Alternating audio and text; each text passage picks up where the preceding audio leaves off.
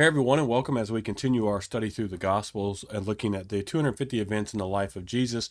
And today, we're looking at Jesus telling the parable of the lost sheep. And this comes from Luke 15, verses 1 through 7. And we're going to be in this section for a little while, looking at three different types of parables that Jesus talks about here. And so, starting with Luke 15, verse 1, it says, tax collectors and notorious sinners often came to listen to Jesus teach. This made the Pharisees and teachers of the religious law complain that he was associating with sinful people, even eating with them. Oh my goodness, how horrible. So Jesus tells them this story. He says in verse 4, if a man has 100 sheep and one of them gets lost, what will he do? Won't he leave the 99 others in the wilderness and go to search for the one that is lost until he finds it? And when he has found it, he will joyfully carry it home on his shoulders. When he arrives, he will call together his friends and neighbors, saying, rejoice with me, because I have found my lost sheep. In the same way, there is more joy in heaven over one lost sinner who repents and returns to God than over 99 others who are righteous and haven't strayed away. And so he's saying, look, in the end of this, he's saying, look, the one person coming to salvation is more rejoiced over than all of you who think you've got it all right. And so why did you have, like, why were the Pharisees and religious leaders bothered that Jesus associated with these kind of people? Well, we see that today, don't we? I mean, don't we see that today? It's like, well, how dare you as a Christian go hang out with that person? Well, how else am I going to convert them? But we do this today. We have this self-righteous attitude, right? That the Pharisees had, that you can't go hang out with these people. You can't be around these people. And the religious leaders they were very careful to stay clean, right? According to the Old Testament law, and they had gone way beyond the law, and in their avoidance of certain people and situations and their ritual washings and all that stuff, and they used it to not be around or touch anyone or have anyone. But by contrast, Jesus took the concept of cleanliness lightly, right? And so he risked what defilement, according to the Pharisees, by touching those who had leprosy, by neglecting to wash in the Pharisees. Like, we've looked at the hand washing things and the way the Pharisees said he should do it. And he showed complete disregard for the sanctions against associating with certain classes of people.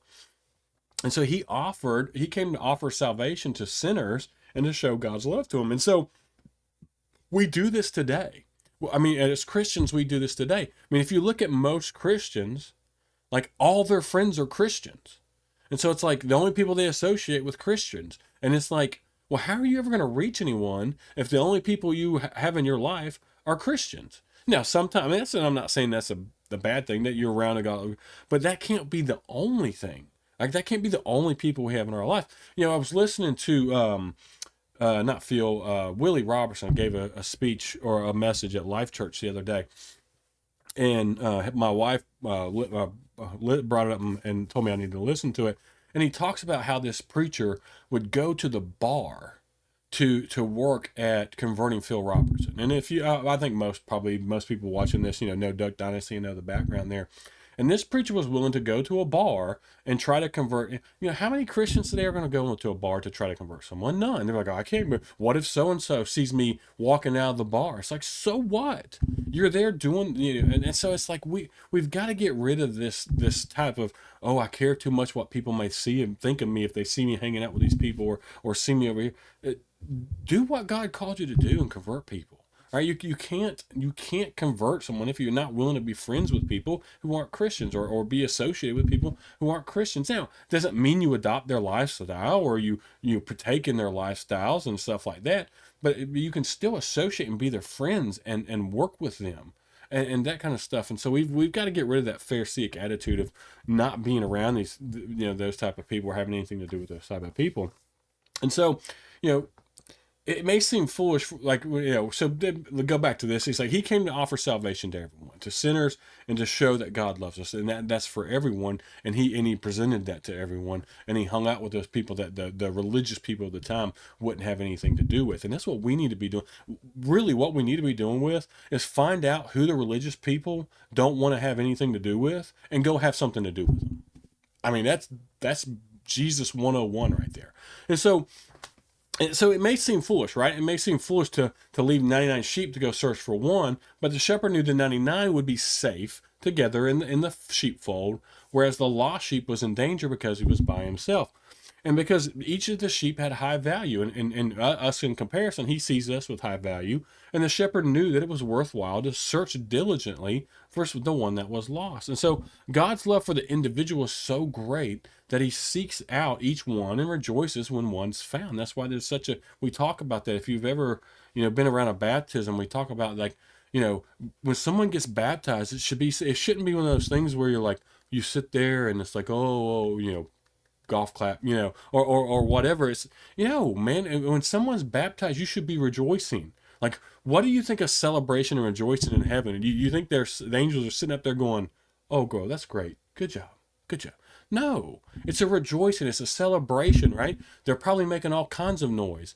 And so we need to be doing the same thing. Like it needs to be a celebration when someone's baptized into Christ. We need to celebrate that fact that's happening, man. All kinds of things.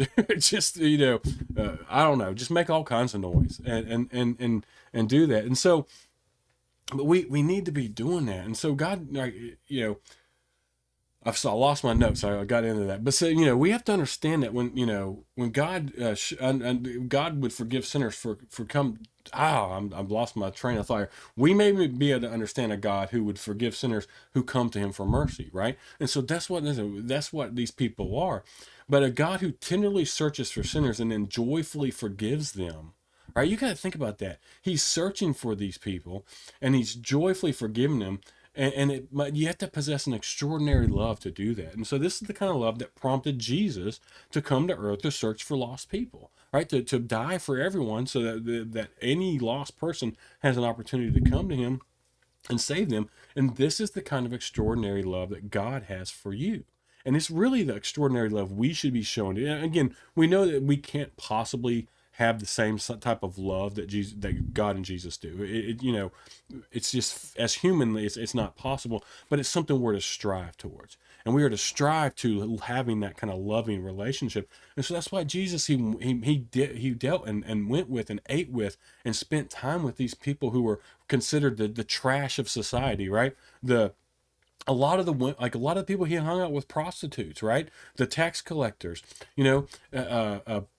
all these different people that he associated with, right, were the kind of the scum of the earth. Again, he didn't partake. He didn't like say, and he didn't say, hey, your lifestyle's okay. But he befriended them. He showed them kindness and love and mercy, and that's what we're to do, right? And we're not to do it from afar, and we're not to be afar and like, oh well, that's good. I love you, I love you, but don't get too close to me. That's not what Christ did, and so that's what the Pharisees did. And so we need to make sure that we don't get caught up in that, and that we understand that everyone's a lost sheep. If you're not in Christ, we're all lost. At one point or another, we're all lost sheep. And so we gave our cry. Now we're part of the fold, right? We're part of the 99. And we need to be helping bring those lost sheep into Christ. And that's going to require us getting dirty. That's the one thing I would always talk about in a lot of my classes is Jesus was not afraid to get dirty.